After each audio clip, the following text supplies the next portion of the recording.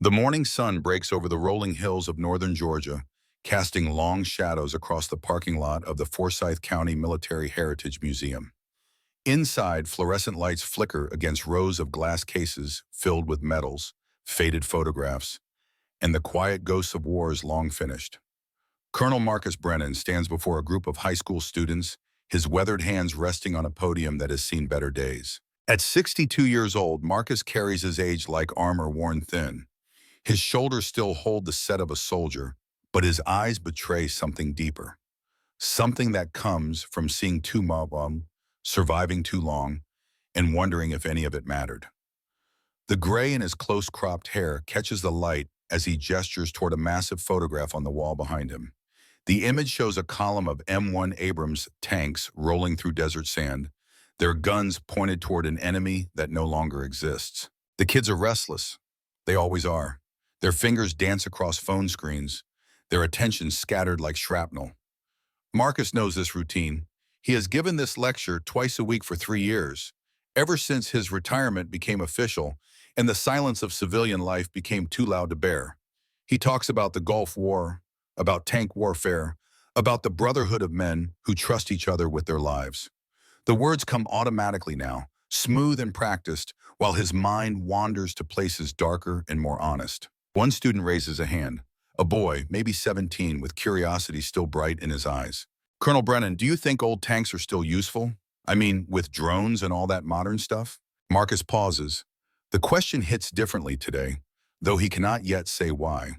He steps closer to the front row, his voice dropping to something more personal, more real. "A tank is never obsolete," he says slowly. "Not if you understand what it really is. A tank isn't just metal and guns. It's a promise that somewhere out there men are willing to stand between you and hell itself. The technology changes, the courage doesn't." The students nod politely. They do not understand. How could they? They have never felt the earth shake from the recoil of a 120-millimeter gun. Never tasted the metallic fear that floods your mouth when incoming fire lights up the horizon. Never held a dying friend in the cramped hell of a burning vehicle. The bell rings. The kids scatter like birds. Marcus begins packing his notes into a worn leather briefcase when his phone vibrates. Not the usual vibration. This one is insistent, demanding. He glances at the screen. Jake Brennan, calling from Washington, D.C. His hand freezes over the phone. Jake, his son, 34 years old and a stranger who happens to share his blood. They have not spoken in 3 years. Not since the argument. Not since Jake made it clear that following in his father's footsteps meant becoming everything he resented. Marcus answers. "Dad," that single word carries weight that could crush mountains. Jake's voice is different, thinner, like something vital has been carved out of it. "Jake, it's good to hear your voice." Silence stretches between them like the years they have lost. "I'm at Walter Reed," Jake says finally. "Medical center. I need you to come." Marcus feels his stomach drop into a cold void. What happened? "ID Syria 3 weeks ago." 3 weeks. His son has been in a hospital bed for 3 weeks and Marcus knew nothing. The guilt arrives like incoming artillery, precise and devastating. "I'm on my way." He does not wait for a response. He ends the call, grabs his jacket, and walks out of the museum without looking back. The drive to Washington, D.C. from northern Georgia is 6 hours. Marcus makes it in 4.5, pushing his old Ford F-150 harder than it has moved in years. The highway blurs past. His mind races faster than the truck. He remembers Jake as a boy, 8 years old, watching his father prepare for deployment, asking if he could come too. Marcus had laughed and tousled the kid's hair, promising to bring back stories. He brought back nightmares instead. He brought back a version of himself that could not sleep without seeing fire, that flinched at loud noises, that chose the company of other broken soldiers over the family waiting at home. Jake's mother left when Jake was 15. She took nothing but her dignity and her exhaustion.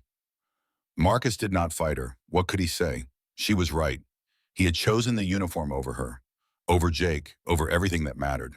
By the time Jake turned 18, the damage was complete. Jake enlisted anyway. Maybe out of loyalty, maybe out of spite, probably both. He became a tank commander like his father, commanding an M1A2 Abrams with the same intensity that Marcus once had. They spoke rarely, When they did, the conversations were tactical, clinical, empty of everything that fathers and sons should share. Walter Reed Medical Center rises against the DC skyline like a monument to the cost of service. Marcus parks in the visitor lot, his hands shaking as he kills the engine. He sits for a moment, breathing, preparing himself for whatever waits inside. The hospital corridors smell of antiseptic and quiet suffering. A nurse directs him to the third floor, orthopedic ward. Marcus takes the stairs instead of the elevator. He needs the time. He needs to steady himself. Room 317, the door is partially open. Marcus stands outside, listening. He can hear the steady beep of monitors, the whisper of ventilation systems, the sound of someone breathing with effort. He pushes the door open. Jake lies in the hospital bed, propped up by pillows, his face gaunt and shadowed. His right leg ends at the knee. The blanket lies flat where the rest should be. Marcus feels something break inside his chest, a fracture so complete he wonders if he will ever be whole again. Jake's eyes open. They meet his father's gaze without warmth, without relief. Just exhaustion and something that might be resignation. "Hey, Dad." Marcus cannot speak. He crosses the room and stands beside the bed, his hand hovering uncertainly before finally settling on Jake's shoulder. The touch is awkward, unpracticed, but Jake does not pull away. "I would have called sooner," Jake says, his voice flat, "but I figured you'd want the full picture before you wasted time worrying." "Jake, Don't." Jake's voice hardens. "Please don't. I know what you're going to say. That you're sorry. That you're here now. That it's going to be okay. Save it." The words cut deep, but Marcus nods. He deserves this. He deserves worse. "They're discharging me in 2 weeks," Jake continues, staring at the ceiling. "Medical retirement. Full benefits. I'll walk again, they say, with a prosthetic. But my career is over. Everything I worked for, everything I became, gone." "You're alive," Marcus says quietly. "That's what matters." Jake laughs, bitter and sharp. "You think that's enough, being alive? You taught me that being a soldier was about more than survival. It was about purpose, about being part of something greater. Now I'm just another broken veteran with nothing ahead but therapy appointments and VA paperwork." Marcus pulls a chair close and sits, his knees protesting the movement. Age and old injuries make themselves known. "I know what you're feeling," he begins. "Do you?" Jake's eyes finally turn toward him, burning with anger that has been waiting years to ignite. "Did you lose a leg at 34? Did you watch your career end before it really started? No, you got your wars, you got your glory. You got to retire on your terms." "I got nightmares," Marcus says, his voice rough. "I got a failed marriage. I got a son who rightfully hates me because I chose tanks over him every single time. You want to compare scars, Jake? We can do that, but it won't help either of us." The anger in Jake's eyes flickers, dims, transforms into something more complicated. Pain, loss, grief for the life he will never live. "There's a program," Jake says after a long silence. "Legacy Armor Initiative, Pentagon program. They're sending old hardware from depot storage to Ukraine, M110 self-propelled howitzers, M60 patent tanks, Cold War stuff that's been sitting in warehouses for decades. They need experienced advisors to oversee the transfer, refurbishment, training." Marcus frowns. "Why are you telling me this?" "Because I applied." Jake's jaw tightens. "Before the IED, I was going to transfer to the program. Go to Ukraine as a technical advisor, help them fight them." Horror floods through Marcus. "Jake, you can't—" "I can't do anything anymore," Jake interrupts. "That's the point. But I was going to. I was going to do something that mattered. And now—" He gestures at his missing leg with savage frustration. Marcus leans forward, his voice urgent. "Listen to me. You don't need to go to a war zone to matter. You've already given enough." "Have I?" Jake's eyes bore into him. "What exactly have I given, Dad? I followed your footsteps into the military. I became a tank commander like you. I did everything you did, hoping maybe you'd finally see me, finally be proud, and now I'm here, half a man with nothing to show for it." "You're not half a man." Marcus grips Jake's shoulder harder. "You're a soldier who served with honor. That doesn't end because you lost a leg. Easy for you to say." Jake pulls away from the touch. "You're whole, you're healthy. You get to stand there and tell me how to feel while I'm the one stuck in this bed." The words hang between them, heavy and true. Marcus wants to argue, to protest, but he cannot. Jake is right. He does not know.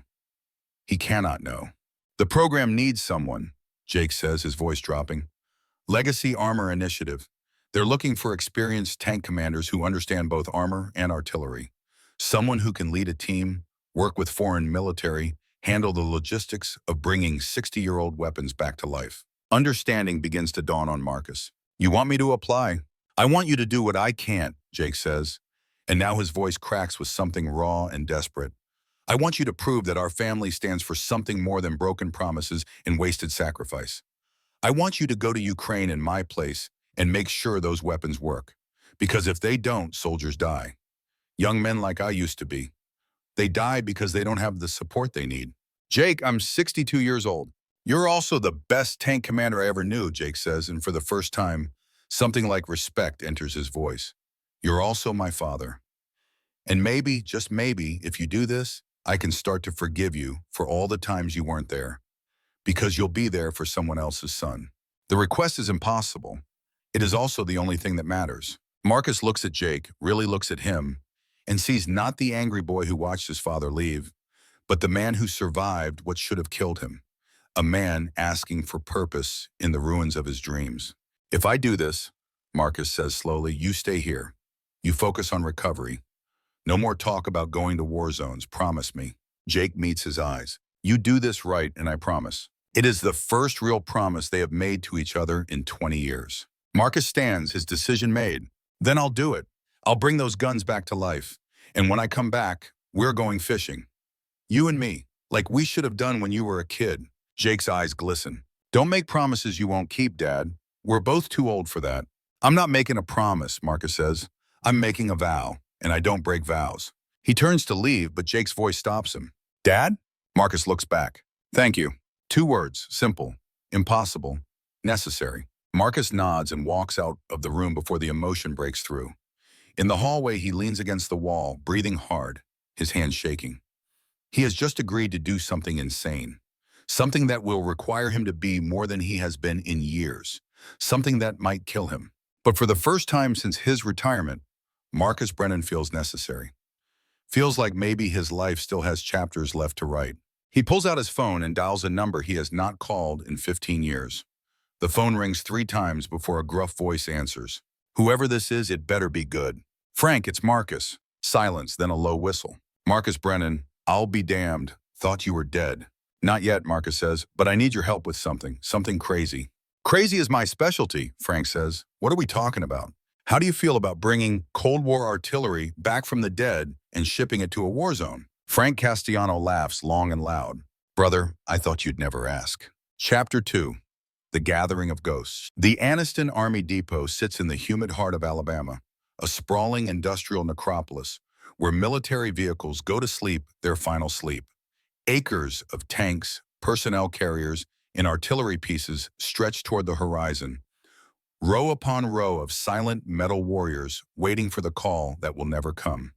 The air smells of rust, old grease, and the particular decay that comes from decades of storage under southern sun. Marcus Brennan arrives 3 days after leaving Washington. The Pentagon moved faster than he expected. One phone call to a sympathetic colonel, one review of his service record, one approval from a general who remembered Marcus from Desert Storm, and suddenly he is standing at the depot gates with security clearance and a mission that seems designed to test whether old soldiers can learn new impossible tricks. The mission brief was simple in the way that suicide missions are always simple. 60 M110A2 self-propelled howitzers, 2 a 3mm caliber, manufactured in the late 1970s and in storage since the mid-1990s. The Greek government wants to transfer them to Ukraine through a NATO logistics channel, but first they need to be evaluated, refurbished where possible, and prepared for transport. The Pentagon estimates 20 vehicles might be salvageable. Marcus has 90 days to make it happen. He cannot do it alone. He knows this. He needs men who understand the religion of old armor, who speak the language of hydraulics and recoil systems, who remember when weapons were built to last and soldiers were trained to make them sing. He needs his brothers. The depot's main office is a low concrete building that looks like it was designed to survive anything except optimism. Inside, Marcus meets with the depot commander, a weary lieutenant colonel who clearly views this entire operation as an administrative nightmare he did not ask for. Colonel Brennan, I'll be frank, those M110s have been sitting in the back lot for 28 years. We're talking about systems that predated digital fire control, that required 13-man crews, that nobody has maintained with any seriousness since the Cold War ended. You're welcome to look at them, but I wouldn't get your hopes up. Marcus nods. I appreciate the honesty, sir. I'll need access to the vehicles, the maintenance records if they exist, and space to work.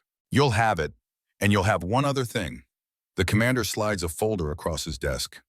Sergeant First Class Carlos Rodriguez. He's been the senior mechanic here for 12 years. If anyone knows those guns, it's him. Fair warning, though, Rodriguez doesn't play well with officers, especially officers who show up with what he calls crazy civilian ideas. Marcus takes the folder. I'll manage. Good luck, Colonel. You're going to need it. The M110 storage lot sits at the far eastern edge of the depot, accessible only by a winding service road that cuts through fields of decommissioned equipment. Marcus drives a borrowed Humvee, following hand-drawn directions until he sees them. 60 M110A2 howitzers, parked in tight rows, covered in the gray-green camouflage of an army that no longer exists. They are massive, hulking beasts, each one weighing 28 tons. The long 203mm barrels point skyward at various angles, giving the lot the appearance of a mechanical graveyard frozen in mid-salute. Rust blooms on exposed metal. Tires have gone flat. Hydraulic lines hang loose like severed arteries. Marcus parks the Humvee and walks among them slowly. His hand reaches out, touching cold metal, feeling the texture of neglect and abandonment. These machines once represented the ultimate in American firepower. They could throw a 90-kilogram shell 30 kilometers, could obliterate bunkers and break enemy formations. Now they are relics, forgotten monuments to doctrines no longer relevant. But Marcus sees something else. He sees potential. He sees machines that, with enough sweat and skill and stubborn refusal to quit, might roar again. A voice interrupts his thoughts. You the new guy? Marcus turns. A man in grease-stained coveralls stands 20 feet away, arms crossed, expression skeptical. He is perhaps 58, with the compact build of someone who has spent decades wrestling with machinery. His face is weathered, brown skin deeply lined, eyes sharp with intelligence that comes from solving problems nobody else can solve. His name tape reads Rodriguez. I'm Colonel Brennan. I know who you are, Rodriguez says, not moving. Pentagon sent word. You're here to wake up these dead giants. Good luck with that. You don't think it can be done? Rodriguez walks closer, stopping beside one of the howitzers. He slaps its flank, and the sound echoes dully. I think anything can be done if you're willing to accept the case. Question is, are you? Because these aren't tanks, Colonel. You're a tank man, M1 Abrams, right? Gulf War? That's right. Then you know armor. But these are artillery. Different beast entirely. Different maintenance philosophy. Different crew dynamics. Different everything. Marcus meets his gaze steadily. Then I guess you better teach me. Rodriguez studies him for a long moment. Then something shifts in his expression. Respect, maybe. Or at least the possibility of it. Fair enough. Let me show you what you're dealing with. They spend the next 2 hours moving through the lot. Rodriguez opens hatches, points out corrosion, demonstrates frozen traverse mechanisms, catalogs the 1,000 ways these vehicles have deteriorated. His hands move with practiced certainty, his voice falling into the rhythms of someone who loves machines more than most people. The M110A2 was the last generation of American heavy artillery, 203mm gun, mounted on a tracked chassis, Detroit diesel 8V71T engine, 400 horsepower, top speed about 55 kilometers per hour on roads. Armor is minimal, just enough to stop fragments. The gun itself is the M201A1, which was an evolution of the M2 used in World War II. Barrel life is about 300 rounds before accuracy degrades. Hydraulic traverse gives you 11 degrees per second. Elevation goes from -2 to +65 degrees. Marcus absorbs the technical details, but his mind is calculating something else. The human cost. How many of these are actually recoverable? Rodriguez stops beside one vehicle, pulls a small notebook from his pocket, and flips through pages covered in cramped handwriting. I've been keeping my own records. Pentagon doesn't care about these guns anymore, but I do. Call it professional pride. He runs a finger down a list. Out of 60, I'd say 28 might run again with enough work. The rest, cannibalization candidates. We strip them for parts to save the others. 28. Marcus does the math. Pentagon wants 20 operational vehicles in 90 days. Then Pentagon is living in a fantasy. Rodriguez closes the notebook. Colonel, I've seen what happens when people rush this kind of work. Shortcuts get taken, tolerances get ignored, and then some poor bastard pulls the trigger and the gun blows up in his face because we used a seal that was good enough instead of right. So what do you need to do it right? Rodriguez looks at him sharply. You asking what I need or what you'll give me? I'm asking what you need, Marcus says, and then I'll move heaven and earth to make sure you get it. For the first time, Rodriguez smiles. It is a small smile, cautious, but real. Then I need the best team I can get. And Colonel, with all respect, I need people who actually know artillery, not tank men playing pretend. Already working on it, Marcus says. By me. He pulls out his phone and shows Rodriguez a list of names. These men served with me in Gulf War. They know armor. They know artillery support. They know what it means to bet your life on equipment. Rodriguez scans the list, his eyebrows rising. Frank Castellano, I know that name. He worked on M1 recovery vehicles. Guy's a legend. He's also 64 and retired. So are you, Rodriguez points out. Doesn't seem to be stopping you. Exactly. Rodriguez hands the phone back. When do they arrive? Soon as I convince them this isn't a suicide mission. Is it? Marcus looks at the rows of silent howitzers. Thinks about Jake in his hospital bed. Thinks about young soldiers who need support they might not get. Probably, he admits, but it's the right kind of suicide mission. Rodriguez nods slowly. Then I'm in. Let's wake up these sleeping monsters. They shake hands, and Marcus feels the calluses of a man who has spent his life making broken things work again. It is a good start, but it is only a start. That evening, Marcus sits in his motel room on the outskirts of Anniston, a place called the Rust Belt Inn that lives up to its name. The room smells of old carpet and air conditioning that has seen better decades. He has a legal pad in front of him, covered in notes and calculations. The numbers are not promising. 28 possible vehicles, 90 days. Unknown quantities of spare parts, hydraulic fluid, replacement seals, electrical components. A workforce that consists of himself, Rodriguez, and whoever else he can drag out of retirement. And at the end of it all, the weapons have to actually work, have to be safe, have to be reliable enough to trust with men's lives. His phone rings. Frank Castellano. Marcus, you son of a bitch. Frank, I've been thinking about your crazy proposal. Talk to my kids, talk to my therapist, talk to my priest. Everyone says I'm an idiot. And I'm in. When do you need me? Relief floods through Marcus. Tomorrow, if you can manage it. I'll be on the road in an hour, but Marcus, I need you to know something. I'm not doing this for you. I'm doing this because my grandson is stationed in Poland with the 82nd Airborne. Kid's 23. If this war spreads, he's going to be right in the middle of it. And if these guns can keep Ukrainian soldiers in the fight, maybe my grandson stays safe. Fair enough. Also, Frank continues, I haven't forgiven you for disappearing after we came home. 30 years, Marcus. 30 years without a call. I know, I'm sorry. Save the sorry. We'll work together because we have to. But friendship? That's going to take more than one phone call. Understood. Frank hangs up. Marcus stares at the phone, feeling the weight of old debts that can never truly be repaid. He makes 2 more calls. Raymond Hayes agrees immediately, his voice warm and concerned, asking about Marcus's health and promising to bring his medical supplies. The other call goes to someone he has not spoken to in even longer, another ghost from Desert Storm. By midnight, Marcus has commitments from 3 men. By morning, he will have the nucleus of a team. It is not much, but it is enough to start. He lies in bed, staring at the water-stained ceiling, thinking about Jake, thinking about promises made and promises broken, thinking about what it means to be 62 years old and starting the hardest mission of your life. Somewhere in this depot, 28 howitzers wait. Somewhere in Ukraine, soldiers fight with what they have and pray for more. Somewhere between those 2 realities, Marcus Brennan must find a way to bridge the impossible.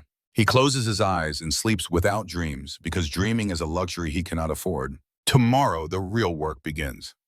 The Alabama sun rises like a furnace over the Anniston Army Depot, turning the metal graveyard into a landscape of heat, shimmer, and glare.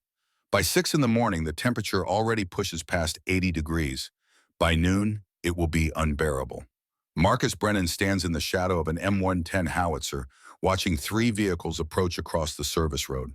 Dust trails behind them like smoke signals, announcing the arrival of warriors too old and too stubborn to know better. The first vehicle is a battered Ford pickup, dark blue paint faded to ghost colors by years of Detroit winters.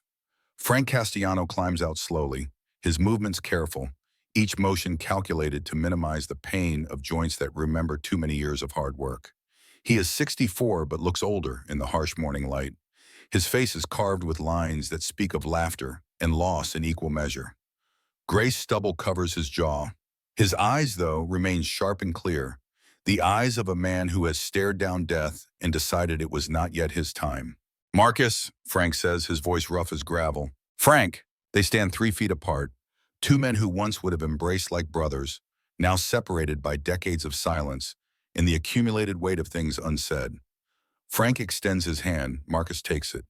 The handshake is firm, professional, empty of warmth, but not of respect. "You look old," Frank observes. "You look older." "Fair enough." Frank surveys the rows of howitzers. "So these are the beasts you want to resurrect." "Christ, Marcus, when you said artillery, I thought maybe M109s. Something reasonable, but M110s? These things are prehistoric." "They're what we have." "That's what they said about the Titanic as lifeboats." Frank walks to the nearest howitzer and runs his hand along its flank. "I worked on recovery vehicles in the Gulf, pulled disabled M1s out of the sand. But artillery? That was your other friends. Where's Hayes? Where's the rest of the crew?" "Hayes arrives this afternoon, flying in from Texas. The others..." Marcus pauses. "There are no others, just us and Rodriguez." Frank turns sharply. "Rodriguez? Who's Rodriguez?" "Depot mechanic, senior man. He knows these systems. One mechanic and 3 old tankers to bring 28 vehicles back to life in 90 days. Frank laughs, but there is no humor in it. "We're going to die here, aren't we?" "Probably." "Good. I was getting bored anyway." The second vehicle is a rental sedan, white and anonymous. Raymond Hayes unfolds himself from the driver's seat with the careful movements of a man who has learned to respect his body's limitations. At 60 years old, Hayes carries less visible damage than Frank. But Marcus knows the scars run deeper. Combat medics see things that tankers never do. They hold life in their hands and feel it slip away despite everything they know and everything they do. Hayes is tall, still straight-backed, with silver hair cut military short. His face is kind, weathered by sun and compassion. He carries a large duffel bag over one shoulder and a smaller medical kit in his other hand. "Marcus, Frank." Hayes nods to each man. Feels like a reunion nobody wanted. "Speak for yourself, Doc," Frank says. "I'm thrilled to be here. Can't you tell from my enthusiastic demeanor?" Hayes smiles slightly. "I brought medical supplies. Figured we're all past the age where we bounce back from injuries." "Optimistic of you," Marcus says, "assuming we'll survive long enough to need medical attention." "I'm a medic. Optimism is required." The three men stand together in the growing heat. Three ghosts from a war fought 33 years ago, reunited by necessity in something that might be called duty, or might just be the inability to say no when called. They do not embrace. They do not celebrate. They simply acknowledge each other's presence the way old soldiers do, with nods and silence, and the understanding that words are poor substitutes for shared experience. Rodriguez appears from behind one of the howitzers, his coveralls already dark with sweat despite the early hour. He carries a toolbox that looks like it weighs 40 pounds and a clipboard thick with documentation. "So you're the dream team," Rodriguez says, looking them over with undisguised skepticism. 3 retirees and a prayer." 4 retirees, Frank corrects. "Don't sell yourself short." Rodriguez acknowledges this with a slight smile. "Fair point. Okay, gentlemen, let me show you what hell looks like." He leads them through the lot systematically, opening hatches, demonstrating problems, explaining systems in the clipped, efficient language of someone who has given this lecture before, but never to anyone who actually listened. Marcus watches Frank and Hayes absorb the information, their expressions shifting from doubt to grim determination. The M110A2 is a nightmare of Cold War engineering. The main gun dominates everything, a massive 203mm tube that requires separate loading of projectile and propellant. The fire control system is entirely analog, using mechanical computers in hand-plotted firing tables. The hydraulic traverse system that rotates the gun left and right depends on seals and cylinders that have been sitting idle for 3 decades. The engine is a Detroit diesel 8V71T, a screaming two-stroke monster that was obsolete when these vehicles were new. The biggest problem, Rodriguez explains, is the recoil system. When you fire a 203mm gun, you're managing forces that would tear a smaller vehicle apart. The recoil cylinders use nitrogen gas and hydraulic fluid to absorb the shock, but the seals degrade over time. If we fire these guns without replacing every single seal, the recoil system fails. And when that happens, the gun either tears itself off the mount or the hydraulic fluid sprays everywhere under immense pressure. Killing the crew, Hayes finishes quietly. Killing the crew, Rodriguez confirms. Frank crouches beside one of the recoil cylinders, examining the connections with the intensity of a jeweler studying a diamond. How many seals are we talking about per vehicle? Each recoil cylinder has 12 critical seals, 2 cylinders per gun, plus another 30 seals in the traverse system, plus engine seals, plus hydraulic line seals. Multiply that by 20 vehicles. Rodriguez does not need to state the obvious conclusion. That's over 1,000 seals, Marcus says. Do we have them? We have about half in storage. Some of them might still be good. Some of them are probably degraded worse than the ones we're replacing. The rest we have to order, and the manufacturer went out of business in 1995. Silence settles over the group like dust. Hayes speaks first. Then we find another manufacturer, or we machine our own, or we adapt seals from other systems. Rodriguez, you said you've been maintaining these for 12 years. You must have solved this problem before. For 1 or 2 vehicles, sure. For 20 in 90 days? While also rebuilding engines, testing hydraulics, replacing electrical systems, and somehow finding time to eat and sleep? Rodriguez shakes his head. I'm good. I'm not a miracle worker. Neither are we, Marcus says, but we're what they've got, so we figure it out. Frank stands, his knees protesting audibly. Marcus is right. We divide the work. Rodriguez, you focus on the hydraulics and recoil systems, since that's your specialty. I'll take engines and drivetrains. Hayes, you handle electrical systems and fire control. Marcus coordinates everything and deals with Pentagon when they inevitably show up asking why we're not done yet. What makes you think I know electrical systems? Hayes asks. You kept a field hospital running in the middle of a desert using duct tape and prayers. You'll figure it out.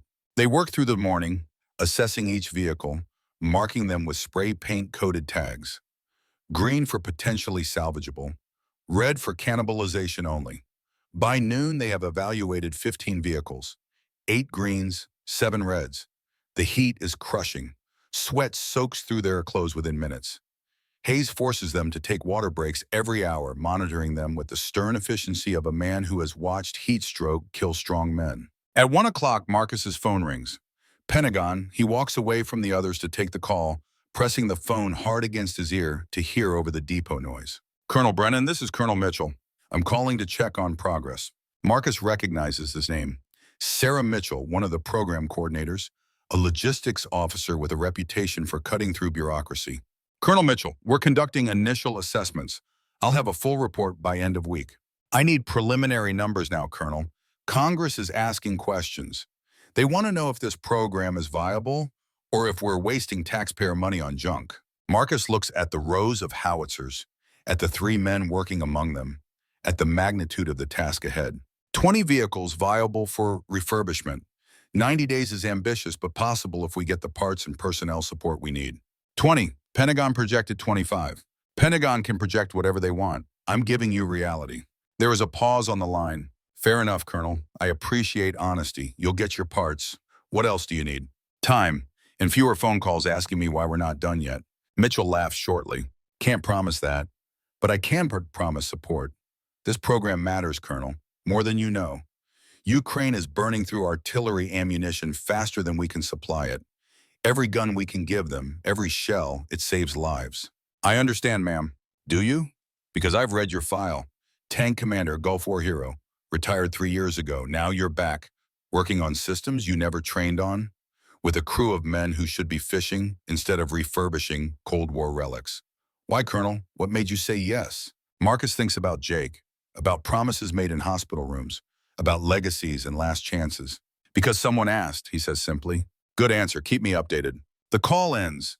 Marcus returns to find Frank elbowed deep in an engine compartment, cursing steadily in Italian.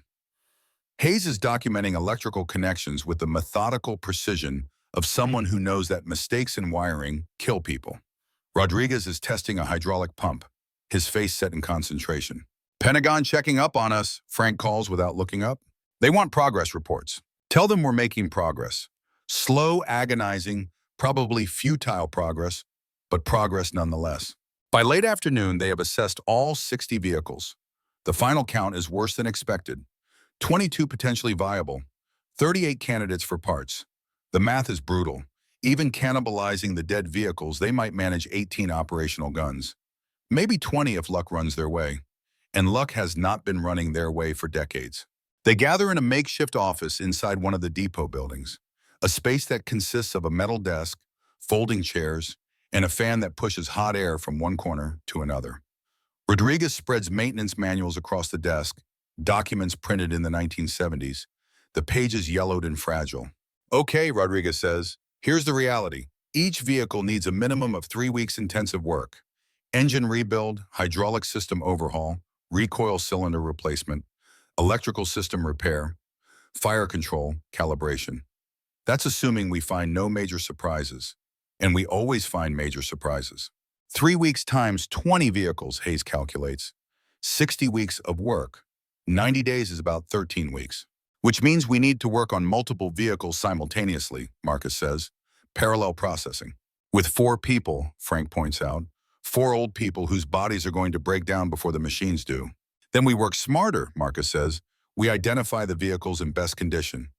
We focus on those first. Get them operational, test them, then move to the harder cases. Triage, like Hayes would do in a field hospital. Hayes nods slowly. We prioritize, save the ones we can save. Except that we can't save them all. I hate this, Rodriguez mutters. Every single one of these machines deserves better than being stripped for parts.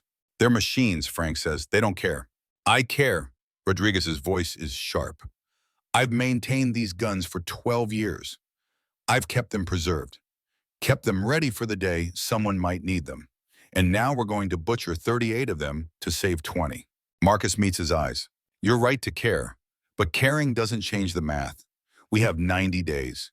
We do what we can with what we have. And when we're done, 20 guns go to soldiers who need them. That's 20 chances to save lives. 20 is better than 0. Rodriguez holds his gaze for a long moment, then nods reluctantly. 20 is better than 0. They work until the sun sets, marking vehicles, documenting conditions, building lists of needed parts. By the time they stop, Marcus's back screams with pain. Frank moves like every step costs him something precious. Hayes's hands shake slightly from exhaustion. Rodriguez's face is gray with fatigue. We start tomorrow at dawn, Marcus says. Tonight we rest. Tonight we drink, Frank corrects. I saw a bar in town, place called the Rusty Nail. Appropriate, don't you think? They find rooms at the Rust Belt Inn, the motel Marcus discovered on his first night. The rooms are identical boxes of faded carpet and air conditioning that smells of mildew and broken promises. They shower off the day's grime, change into clean clothes, and meet in the parking lot as darkness settles over Anniston. The Rusty Nail is exactly what its name suggests, a dive bar that has seen better decades, populated by men who have seen better lives. The bartender is a woman in her 50s with tired eyes and efficient hands. She pours whiskey without being asked, recognizing the type of thirst that cannot be satisfied with beer. They claim a corner booth, 4 men who have nothing in common except history and a mission that probably cannot be completed. The whiskey burns going down. The second round burns less. By the third, they are talking like men who remember friendship even if they no longer fully trust it. To impossible missions, Frank raises his glass. To the bastards who volunteer for them, Hayes adds. They drink. Marcus, Frank says after a silence, why'd you really come back? And don't give me the patriotic bullshit. We're too old for that. Marcus turns his glass slowly, watching the amber liquid catch the dim bar light. My son, Jake, he's in Walter Reed, lost his leg to an IED in Syria. The table goes quiet. Christ, Marcus. Hayes breathes. I'm sorry. He was going to volunteer for this program. Go to Ukraine as an advisor. I told him I'd go instead. Keep him safe by doing the job myself. So you're doing this for your kid, Frank says. That makes sense. First honest thing you've said since I got here. What about you, Marcus asks. You said you had a grandson in the 82nd. That's not the whole story. Frank's face hardens. My wife, Linda. She died 2 years ago, cancer. I wasn't there when she died. I was drunk in a bar, same as this one, because I couldn't handle watching her fade. My kids barely speak to me now. My grandson, though, he still calls, still asks for advice. He's the only family I have left who doesn't hate me.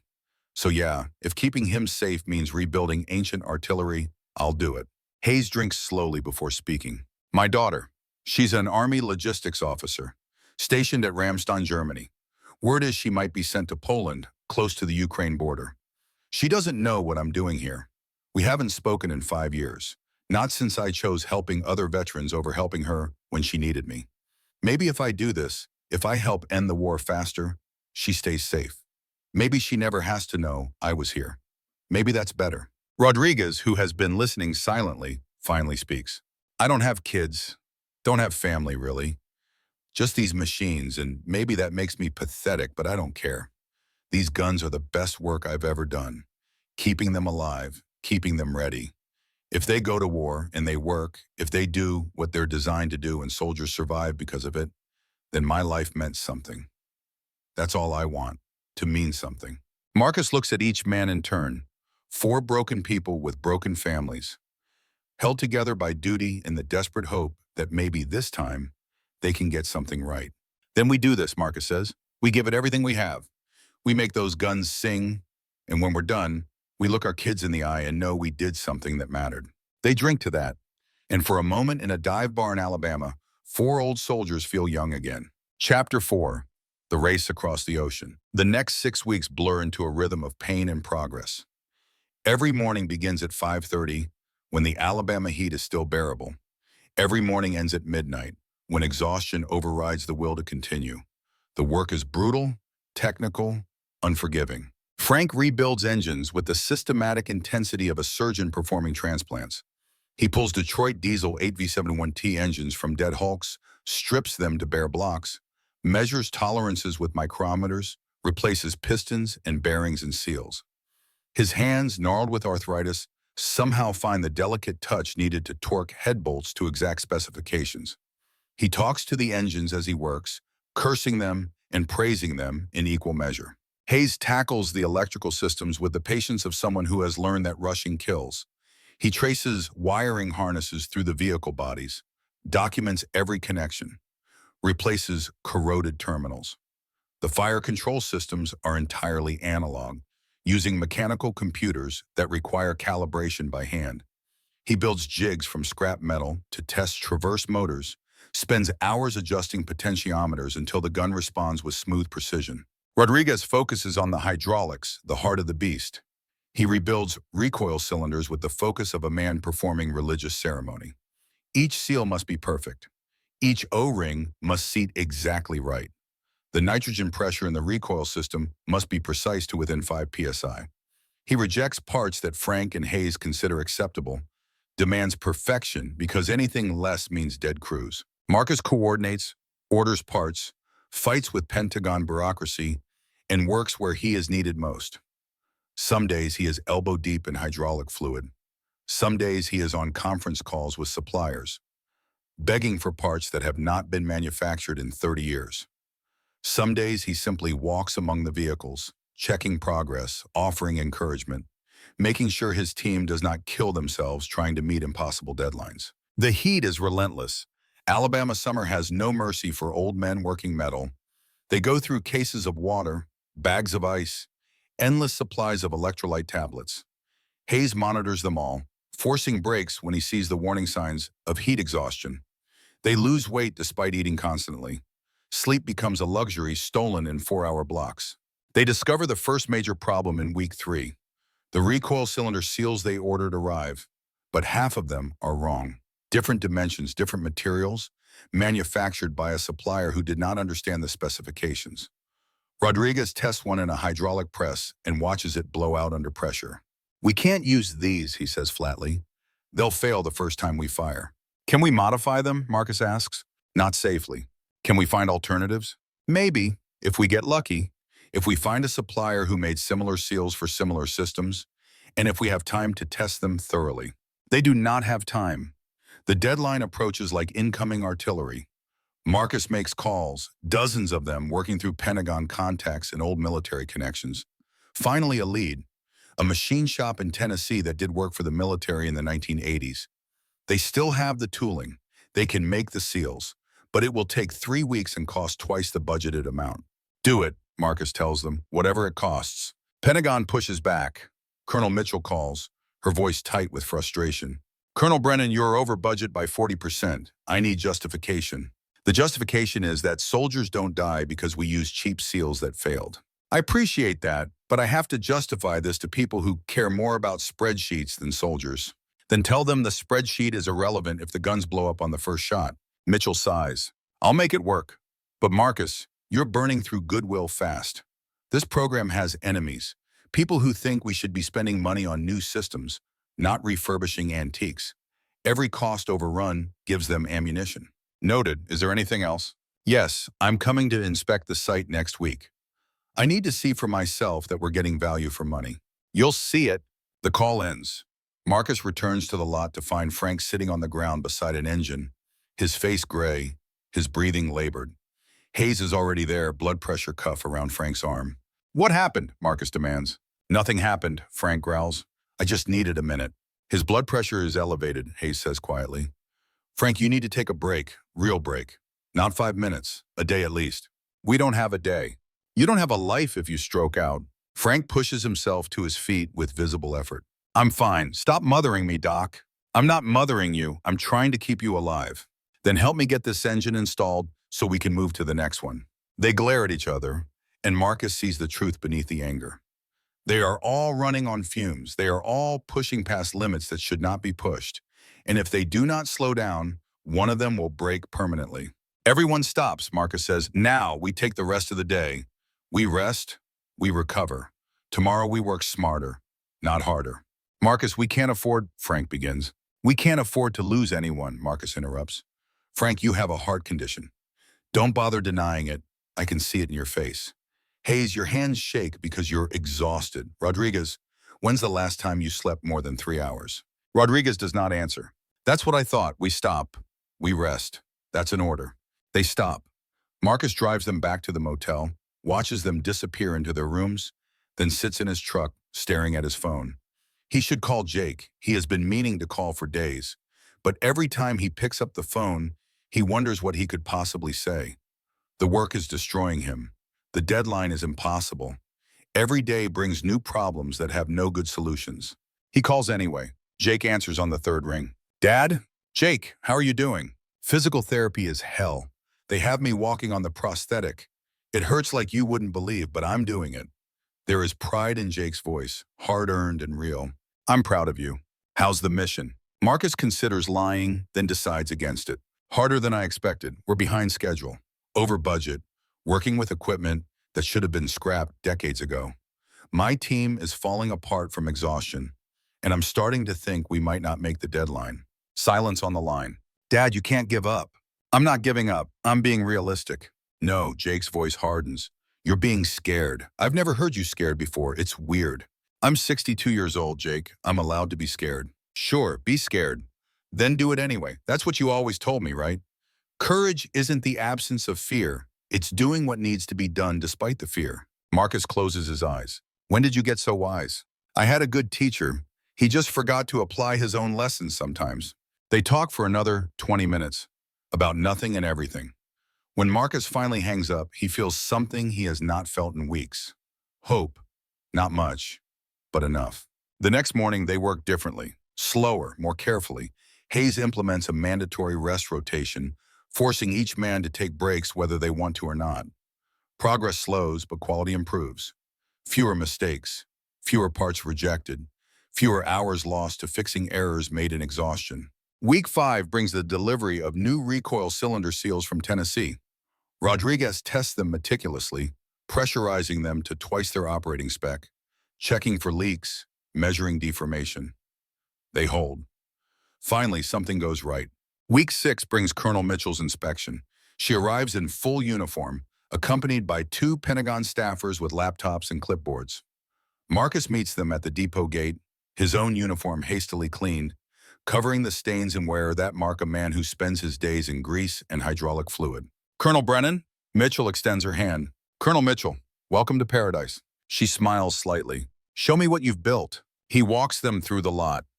18 M110 howitzers in various stages of completion. 3 are fully operational, engines running, hydraulics tested, ready for transport. 8 more are nearly complete, waiting only for final calibration. 7 are still being assembled, their components spread across work areas like the organs of patients in surgery. Mitchell watches Frank install a transmission, his movements precise despite the obvious pain. She observes Hayes calibrating a fire control system, his patience infinite. She sees Rodriguez test fire a hydraulic traverse system, the massive gun swinging smoothly through its arc. These men, she says quietly, they're not exactly spring chickens. No, ma'am, but they're the best I've got, the best anyone's got for this kind of work. How many will be operational by deadline? Marcus makes the calculation honestly. 18, maybe 20 if luck runs our way. Pentagon wanted 25. Pentagon wanted a miracle. I'm giving them the best miracle I can manage. Mitchell nods slowly. Fair enough. I'll inform the program managers. 20 guns. That's what we'll plan for. Relief floods through Marcus. Thank you, ma'am. Don't thank me yet, Colonel. 20 guns means you still have 4 weeks to deliver 18 more operational vehicles. That's ambitious. We'll make it work. I believe you will. She turns to face him fully. I've read the reports from Rodriguez. The quality of work here is exceptional. You're not cutting corners. You're doing this right, even though right takes longer. That matters. When these guns fire in combat, crews will trust them. That's worth more than meeting arbitrary schedules. She leaves. Marcus returns to work with renewed determination. Week 7, Week 8. The howitzers come to life one by one. Engines roar. Hydraulics hiss. Guns traverse smoothly, elevate precisely. Each completed vehicle is test-fired at a range 20 miles away, using inert rounds to verify the recoil systems function correctly. The sound of 203mm guns firing shakes the ground, rattles windows, announces to anyone listening that old weapons can still sing. Week 9 brings disaster. A fire breaks out in the parts warehouse at midnight. The alarm screams. By the time the depot fire department responds, half the building is engulfed. They save most of the structure, but the damage is catastrophic. 40% of the recoil seals destroyed, hydraulic pumps melted, electrical components ruined. Hundreds of hours of work gone in smoke. Marcus stands in the ruins at dawn calculating losses, trying to find a way forward that does not exist. Rodriguez arrives and stands beside him without speaking. Then Frank, then Hayes. 4 men looking at the end of their mission. We can order replacement parts, Hayes says finally. 3 weeks to manufacture, Rodriguez says. We have 2 weeks left. Then we cannibalize more vehicles, Frank suggests. We take what we need from the ones we marked for parts. We already stripped them, Rodriguez says. There's nothing left. Marcus's phone rings. Jake. He walks away to take the call. Dad, I heard. How did you? Colonel Mitchell called me. Told me about the fire. She thought I should know. Marcus says nothing. Dad, are you going to quit? I don't see how we continue. That's not what I asked. Are you going to quit? The question hangs in the air between them. No, Marcus says finally. We'll find a way. Good. Because I didn't lose a leg to watch you give up when things get hard. The call ends. Marcus returns to his team. We strip 5 more vehicles, he says. We take them down to frames. We use everything. And we work around the clock for the next 2 weeks. No days off. No breaks longer than 4 hours. We finish this. Marcus, that'll kill us, Hayes says. Maybe, but we finish this. They look at each other, 3 men who should say no, who should recognize the impossibility and walk away. Instead, they nod. Then we better get started, Frank says. The final 2 weeks become a blur of motion and exhaustion that transcends anything Marcus Brennan has experienced in his 62 years. They work in shifts now, rotating through 4-hour blocks of labor, followed by 4 hours of something that resembles sleep, but feels more like temporary unconsciousness. The depot never goes dark. Floodlights turn night into a harsh imitation of day. The sound of wrenches, pneumatic tools, and diesel engines becomes a constant symphony. Frank Castellano moves like a man possessed. His arthritis screams with every movement, but he silences it with painkillers and stubborn refusal to acknowledge limitations. He tears through the 5 condemned vehicles with surgical precision, harvesting parts like a battlefield surgeon salvaging organs from the dying to save the living. Transmissions, hydraulic pumps, electrical harnesses, everything that can be reused, he claims. Raymond Hayes works with the steady patience of someone who has learned that haste in electrical systems means fire and death. His hands no longer shake. Exhaustion has pushed him past trembling into a state of mechanical precision. He rebuilds fire control systems from components scavenged from 4 different vehicles, creating hybrid systems that should not work but somehow do. Carlos Rodriguez becomes a ghost, appearing wherever he is needed most, his coveralls permanently black with grease and hydraulic fluid. He rebuilds recoil cylinders with a perfection that borders on obsessive, rejecting any component that shows the slightest flaw. When they run out of new seals, he machines them himself on a lathe, working from specifications he has memorized, creating parts that match factory originals to within thousandths of an inch. Marcus coordinates the chaos, tracking progress on whiteboards covered in notations that only he understands. Vehicle 7 needs a new transmission. Vehicle 12 is waiting for hydraulic testing. Vehicle 18 just failed its recoil test and needs to be torn down again. He sleeps in his truck between shifts, phone always in hand, ready to authorize emergency purchases or argue with Pentagon accountants who question why they are spending $50,000 on a hydraulic pump for a vehicle that cost less than that when it was new. On day 78, they achieve a milestone: 15 vehicles operational. The test fires at the range prove them reliable. The guns fire, the recoil systems absorb the massive forces without failure. The crews that will eventually operate them will trust these machines with their lives. But 5 vehicles remain, 5 more chances to complete the mission, 5 more opportunities to prove that old men working on old equipment can still deliver miracles. Jake calls every night. The conversations are brief, measured in minutes stolen from sleep. "How many?" Jake asks. 15, Marcus says. 5 to go. 5 to go. "You'll make it, Dad." "Maybe." "Not maybe. You will." The certainty in Jake's voice is a lifeline Marcus clings to when everything else feels like it is slipping away. Day 82 brings another crisis. Vehicle 19 throws a rod during engine testing, destroying the Detroit diesel power plant in a catastrophic failure that sprays metal shrapnel across the work area. Rodriguez is 20 feet away when it happens. The explosion sounds like incoming fire.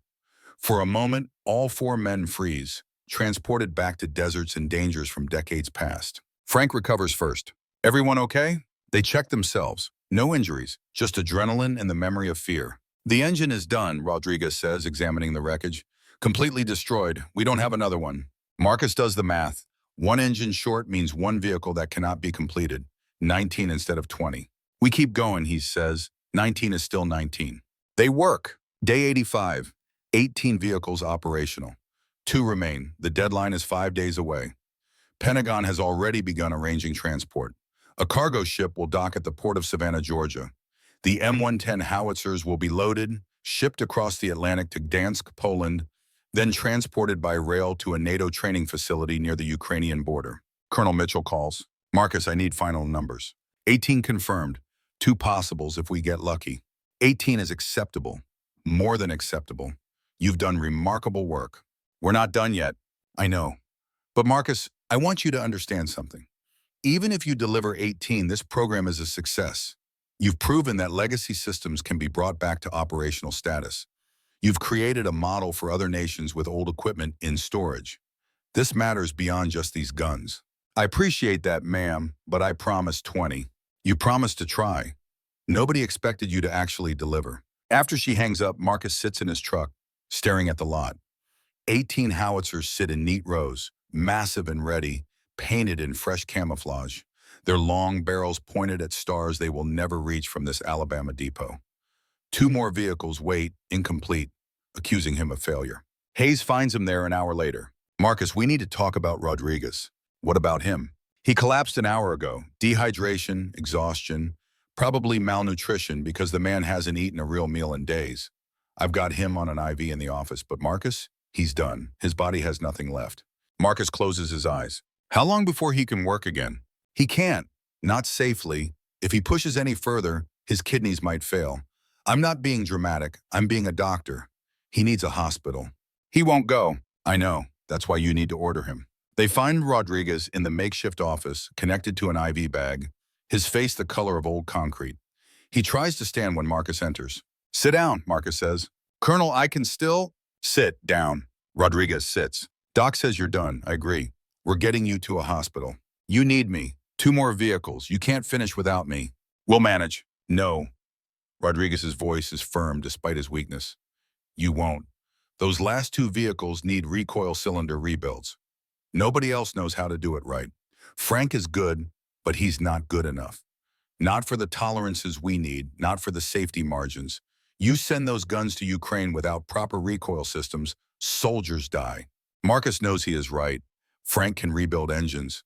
Hayes can wire electrical systems. But the recoil cylinders require a specialist touch, a perfectionist's eye, someone who has spent years learning the exact feel of properly seated seals. Then we deliver 18, Marcus says. It's enough. It's not enough. It is never enough. Rodriguez tries to stand again, and this time Hayes does not stop him. Colonel, I don't have family. I don't have a son driving me like you do.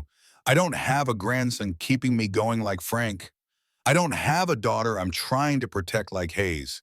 All I have is this work, these machines. If I stop now, what's left?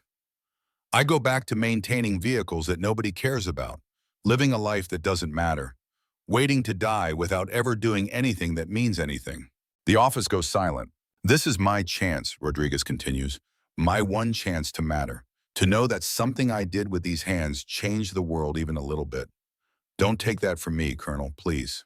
Marcus looks at Hayes. If he works, what happens? He might collapse again. His body might shut down, or he might push through on adrenaline and will. I don't know. I'm a medic, not a fortune teller. Marcus turns back to Rodriguez. If you collapse, if your body fails, I'm pulling you out, and that's final. Understood? Understood. And you work half shifts? 4 hours on, 8 hours rest? No arguments. Rodriguez nods. I can live with that. Then let's finish this. The last 5 days are a race against time and biology. Rodriguez works his 4-hour shifts with the focus of a man who has accepted that this might be the last thing he ever does. He rebuilds recoil cylinders with shaking hands that somehow never make mistakes. Frank and Hayes support him, preparing components, running tests, doing everything except the final critical assembly that only Rodriguez can be trusted to complete. Marcus watches them work and sees something he has not seen in years. Brotherhood. Not the casual camaraderie of coworkers, but the deep bond of men who trust each other absolutely, who would die for each other without hesitation, who have found in this impossible mission something they all thought they had lost forever. Purpose. Day 88. Vehicle 19 is complete. They test fire it at the range, and the gun roars with perfect precision. The recoil system absorbs the massive forces smoothly.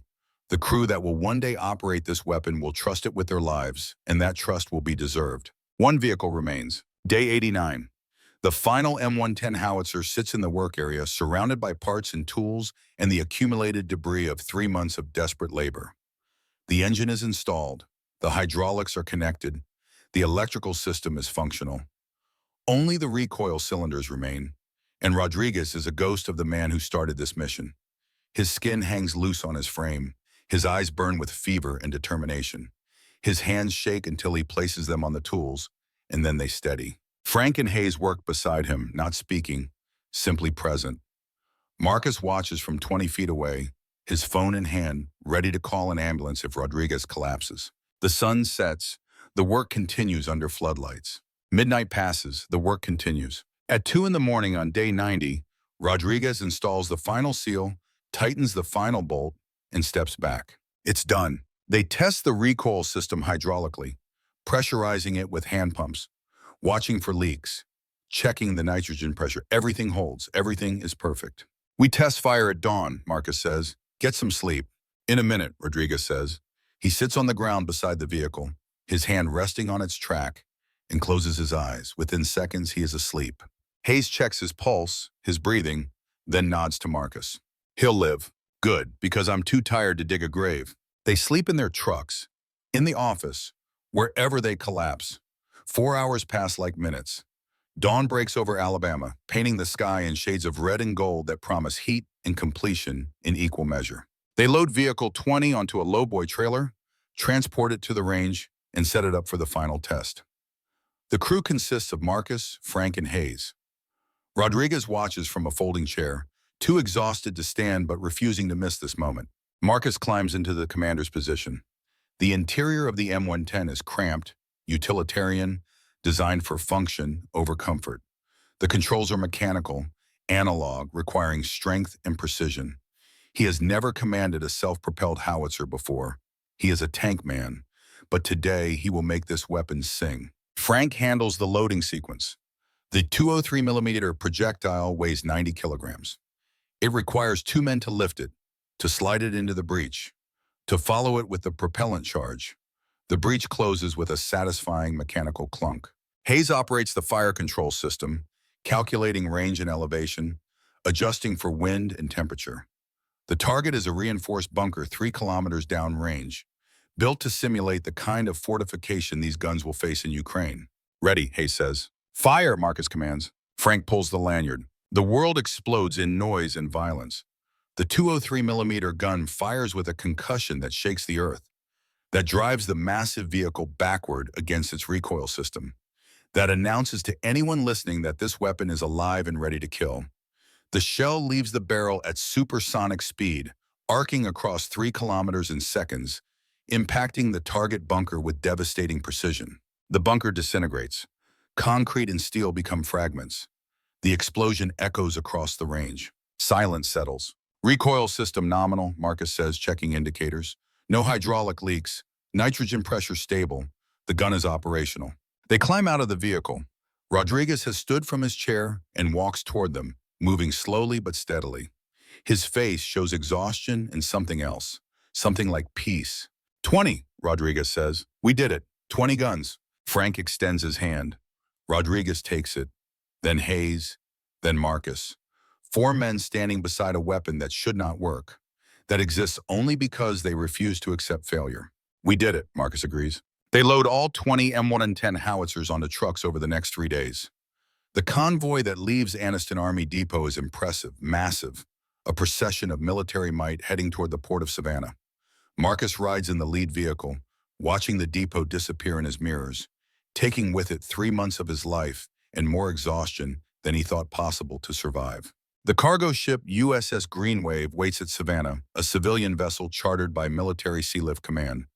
The loading takes 2 days, each howitzer secured to the deck with chains and blocks, protected from salt spray by tarps and covers. Marcus watches each one loaded, counting them like a shepherd counting his flock. Colonel Mitchell meets them at the port. 20 vehicles, she says, reviewing the manifest. You actually did it. We said we would. Most people say they will. Few people actually deliver. She hands him a folder. Your orders, Colonel. You and your team are to accompany the shipment to Poland. You'll oversee the transfer to NATO, then provide initial technical training to Ukrainian crews at a facility near Lviv. Marcus takes the folder, feeling the weight of what comes next. How long? 2 weeks, maybe 3, depends on how fast the Ukrainians learn. He thinks about Jake, about promises to go fishing, about the civilian life he left behind. But he also thinks about soldiers who need these guns, who will fight with them, who deserve to know they can trust the weapons they are given. Understood. The voyage across the Atlantic takes 12 days.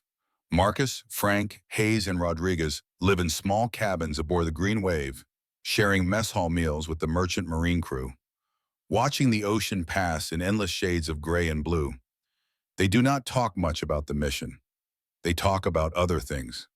Families. Regrets. The strange paths that led them to the ship, to this moment.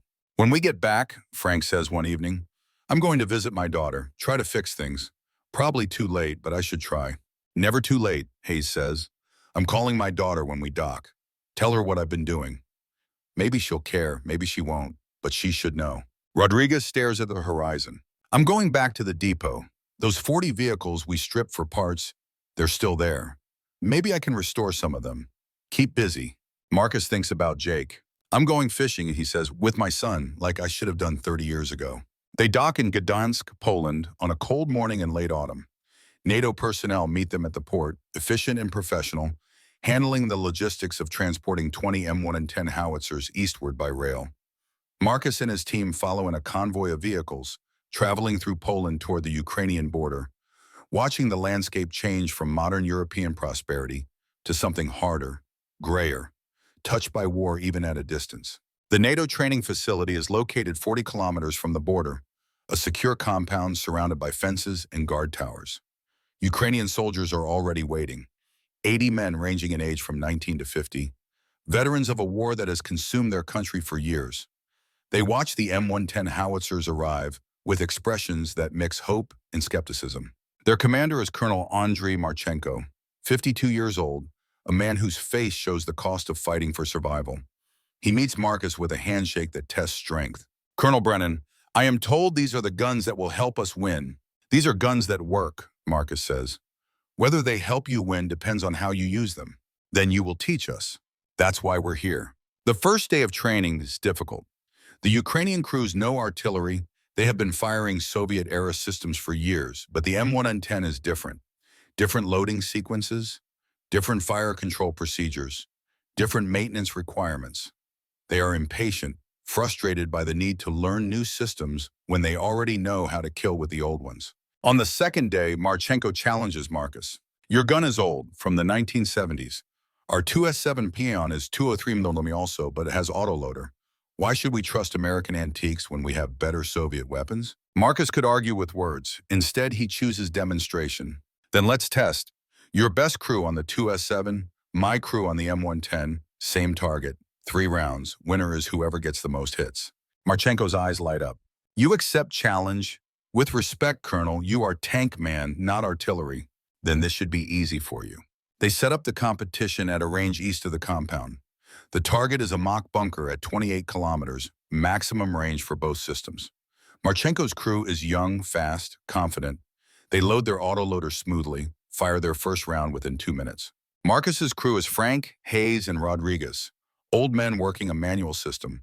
The first round takes them 4 minutes to load and fire. They are slower, but they are precise. After 3 rounds, the results are clear. Marchenko's crew achieved 1 direct hit and 2 near misses. Marcus's crew achieved 3 direct hits. Marchenko stares at the impact assessments, then looks at Marcus with new respect. "How?" "Because we know each other. We have worked together, trusted each other. Our gun is old, our bodies are old, but our coordination is perfect. That is what you must learn, not just how to operate the weapon, but how to become one with your crew." From that moment, the training changes. The Ukrainian soldiers stop seeing the M110 as inferior and start seeing it as different. Different loading rhythm, different crew dynamics, different but potentially superior if mastered correctly. Marcus teaches them shoot and scoot tactics, fire 3 rounds, then move position within 5 minutes to avoid counter-battery radar. He teaches them maintenance procedures, the critical inspections that must happen before every mission.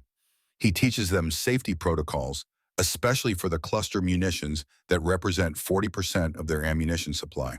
This is where the moral complexity emerges. The cluster munitions, 80mm shells that split open to rain dozens of submunitions across a wide area, are controversial.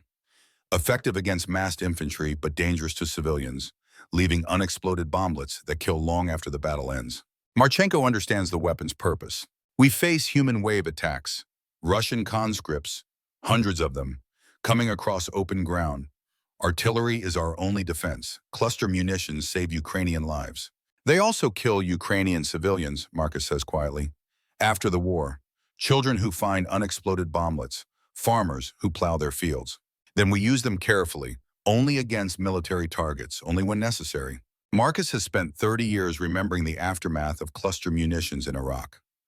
The children with missing limbs, the fields rendered unusable for decades. But he also understands desperate necessity. You use them only when you must, he says, and you document every strike, locations, impact areas, so that after the war, demeanors know where to look. That's the price of using these weapons. You accept responsibility for cleaning up what you deploy. Marchenko nods slowly. Agreed.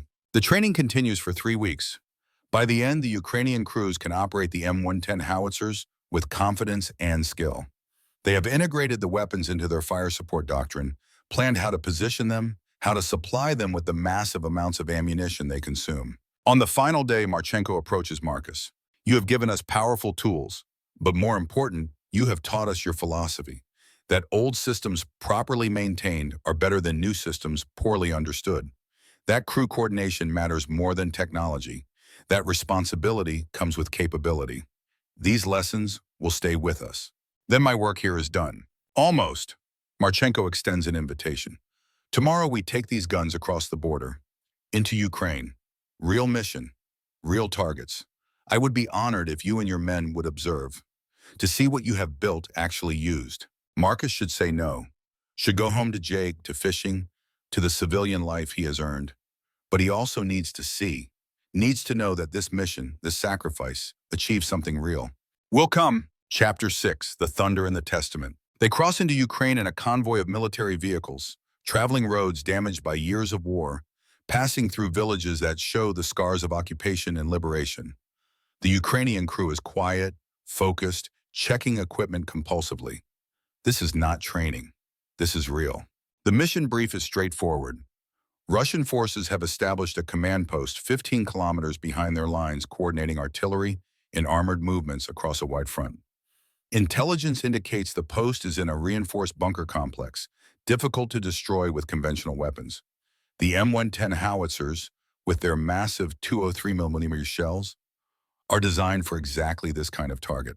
The gun line is established in a forested area 12 kilometers from the target. The 20 M110s are positioned in concealed firing positions, camouflage netting breaking up their outlines, escape routes planned for the inevitable counter-battery response. Marcus, Frank, Hayes, and Rodriguez watch from an observation post, connected to the Ukrainian Fire Direction Center by radio. UAVs orbit over the target area, their cameras providing real-time imagery. The bunker complex is visible, gray concrete structures dug into hillsides, surrounded by defensive positions and camouflage vehicles. Marchenko's voice comes over the radio. American advisors, we are ready to fire. Thank you for your guns. Thank you for your teaching. We will make you proud. Marcus keys his microphone. Good hunting, Colonel. At 0530 hours, 12 M110 howitzers fire simultaneously. The sound is apocalyptic. The ground shakes. The forest erupts with muzzle flash and concussion. 72 seconds later, the first shells impact the target area. The UAV cameras show the bunker complex disintegrating under the barrage. Concrete walls shatter. Ammunition stockpiles detonate. The hillside becomes a landscape of fire and smoke. Russian counter-battery fire responds within 3 minutes. 152mm shells from 2S-19 MSTS howitzers begin impacting the Ukrainian gun line. But the M110s are already moving, executing shoot-and-scoot procedures Marcus taught them, relocating to alternate positions before the Russian artillery can range them accurately. 0 Ukrainian casualties. The mission continues for 3 days. The M110s fire in coordinated barrages, hitting ammunition dumps, vehicle concentrations, command posts. The massive 203mm shells prove devastating against hardened targets. The Ukrainian crews demonstrate the training they received, maintaining the weapons, executing fire missions with precision, managing their limited ammunition supply carefully. On the 3rd day, disaster strikes. One M110 develops a hydraulic failure during displacement, immobilizing it in an exposed position. Russian reconnaissance drones spot it within minutes. Artillery fire begins falling around the stranded vehicle. The 13-man crew attempts repairs under fire, but the damage is too severe. Marchenko makes the decision to destroy the vehicle rather than let it be captured. The crew rigs demolition charges, prepares to abandon the position. But Russian infantry is closing, a platoon-sized element moving to capture both the gun and its crew. Marcus watches through the UAV feed, calculating distances, timing, options. The Ukrainian quick reaction force is 10 minutes away. The Russian infantry will reach the gun in 5. The math is simple and fatal. We go, Marcus says. What? Frank stares at him. We take a vehicle. We extract that crew. We don't leave anyone behind. Marcus, we're 60 years old. We're advisors, not combat troops. The Ukrainians can handle this. Not in time. That crew stays, they die or get captured. I'm going. You can stay. Frank looks at Hayes, then Rodriguez, then back at Marcus. You're insane. Probably. Fine, let's be insane together. They commandeer a BTR-80 armored personnel carrier, its Ukrainian crew initially refusing to let the old Americans join the rescue mission. Marchenko intervenes over the radio, granting permission, probably because he understands that arguing with stubborn old soldiers is pointless. The BTR races across open ground toward the Diebold M110. Russian small arms fire begins immediately, rounds pinging off the armor. Marcus crouches in the troop compartment with Frank, Hayes, and Rodriguez, all of them armed with rifles they barely remember how to use, wearing body armor that weighs more than they think possible. "If we die," Frank shouts over the engine noise. "I want it noted that this was Marcus's idea." "Noted," Hayes yells back. They reach the stranded M110. The Ukrainian crew is pinned down by machine gun fire from a tree line 200 meters away. Russian infantry is advancing in small groups, using cover effectively. Professional soldiers executing a tactical assault. The BTR pulls alongside the M110. Its rear ramp drops. Marcus moves first, his body remembering movements trained decades ago, sprinting the 10 meters to the howitzer despite legs that protest every step. He finds the crew commander, a young lieutenant bleeding from a shrapnel wound. "Can you walk?" "Yes, sir." "Then move, everyone to the BTR, now." The Ukrainian crew scrambles toward the armored vehicle. Frank and Hayes provide covering fire with their rifles, not hitting anything but forcing the Russian infantry to take cover. Rodriguez helps wounded soldiers into the BTR, his medic training from decades ago surfacing despite exhaustion. Marcus is the last aboard, turning to look at the M110 one final time. The demolition charges are set. In 2 minutes, it will explode, destroying one of the 20 guns they worked so hard to resurrect. He climbs into the BTR. The ramp closes. The vehicle accelerates away from the kill zone as Russian fire intensifies.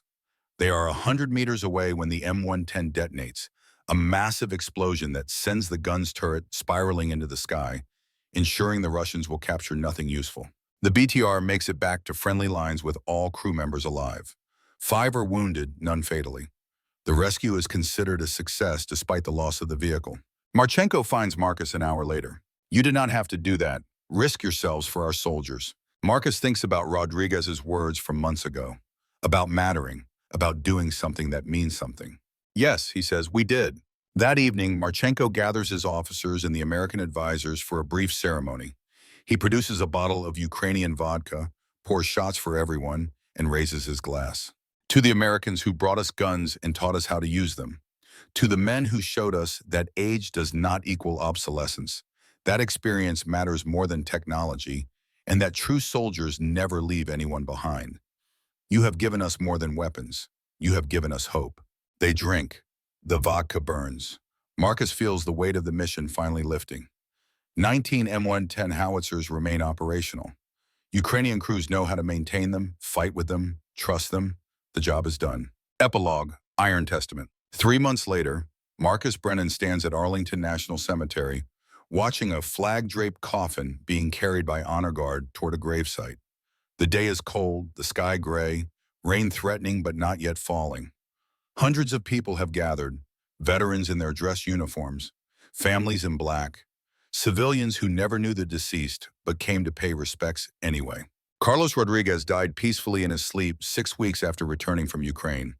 The doctor said his heart simply stopped, worn out by decades of hard work and 3 months of impossible labor. But Marcus knows the truth. Rodriguez died satisfied, having finally done something that mattered, having built weapons that changed a war, having left a legacy that would outlive him.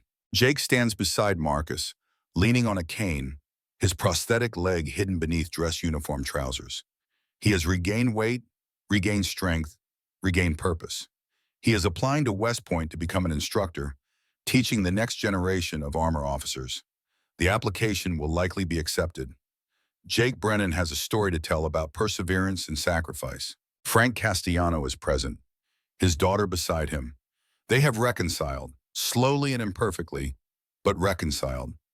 She touches his arm gently, and he covers her hand with his, a gesture of connection that took 30 years to achieve. Raymond Hayes brought his daughter, meeting her for the first time in 5 years. She wears an Army uniform, a captain's rank on her shoulders. She looks at her father with something that might be pride, might be forgiveness, might be both. The ceremony proceeds with military precision. Rifles fire a 21-gun salute. A bugler plays taps. The flag is folded and presented to Rodriguez's only listed next of kin, a cousin from Texas who barely knew him but accepted the responsibility of burial. After the ceremony, as people disperse toward the parking areas, Marchenko approaches.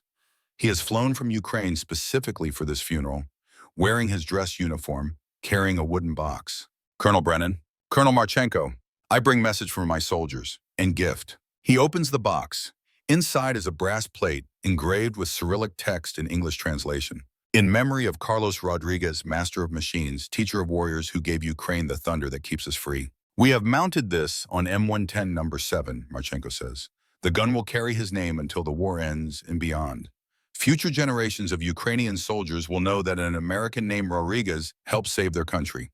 Marcus accepts the box, his throat tight. He would have liked that. He was good man. All of you are good men. You came when we needed you. You gave us tools and knowledge. But more, you gave us example. That duty does not end with retirement. That purpose can be found at any age. That one person, or 4 people, can still change the world. After Marchenko leaves, Marcus, Frank, Hayes, and Jake walk together through the cemetery, past rows of white headstones that mark the resting places of warriors from every American war. They walk slowly, saying little, comfortable in the silence. Dad, Jake says finally, when are we going fishing? Marcus smiles. This weekend. I know a lake in Georgia, good bass fishing. I'll hold you to that. I know you will. Frank stops at a headstone, his wife's grave, placed here because she was a veteran herself. He stands quietly for a moment, then speaks. I'm sorry, Linda, for not being there, for choosing everything else over you. But I think maybe I did something at the end that would have made you proud. I hope that counts for something. Hayes says nothing, just stands beside Frank, a hand on his shoulder. They walk on. 6 months later, Marcus receives a letter from Ukraine. It includes photographs. The 19 remaining M110 howitzers are still in service, still firing, still changing the calculus of artillery duels along the front. Ukrainian crews have nicknamed them the Thunder Gods. They are maintained obsessively, treated with reverence, trusted absolutely. One photograph shows a young Ukrainian soldier, perhaps 20 years old, standing beside M110 number 7 with its brass plate honoring Rodriguez. The soldier is smiling despite the exhaustion visible in his face. On the back of the photograph, someone has written in English, "Thank you for the thunder. Thank you for caring enough to make old machines sing. Because of you, I am alive. Because of you, my country still stands. Your legacy is written in survival." Marcus pins the photograph to his refrigerator, where he sees it every morning. Some days it makes him smile. Some days it makes him cry. Every day it reminds him why the mission mattered. He is 63 now, fully retired, spending his days teaching history to high school students and going fishing with Jake every weekend. Frank runs his garage nonprofit, teaching veterans to rebuild engines and lives simultaneously. Hayes works full-time at the VA hospital, fighting for better mental health services, using his story of second chances to inspire other veterans to find purpose beyond the uniform. The M110 program has inspired similar initiatives across NATO. Poland announces plans to refurbish 50 M60 Patton tanks. Turkey begins evaluating stored M113 armored personnel carriers.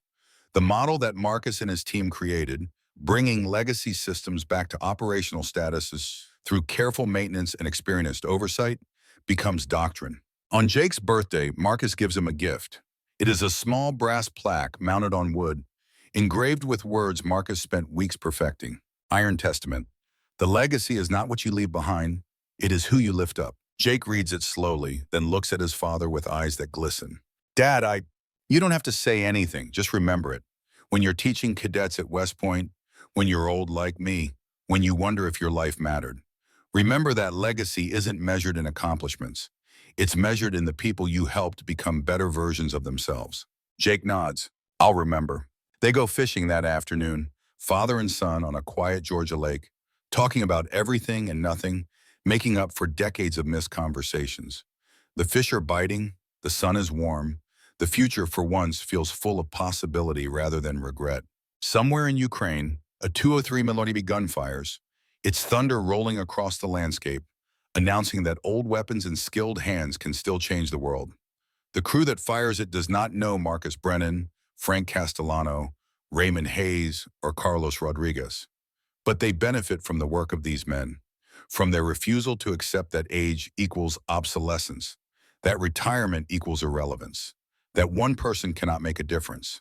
The thunder rolls on. The testament is written not in words, but in survival. And four old soldiers, scattered across America, sleep better knowing that their last mission, their final campaign, mattered more than anything that came before. The end.